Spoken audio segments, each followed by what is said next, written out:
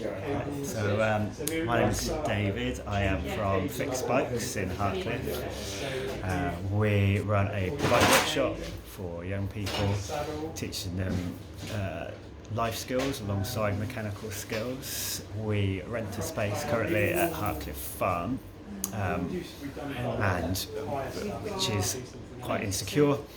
We're looking for a more secure workshop, basically, so we can plan and develop the organisation. We run on a mixture of funding and sales, but it's very difficult to get both of those things without a security of space.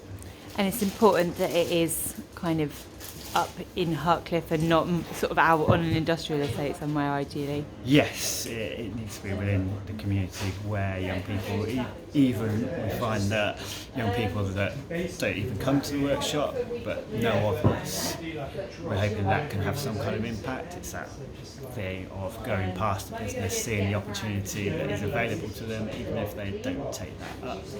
It's really important for young people anywhere. Thank you.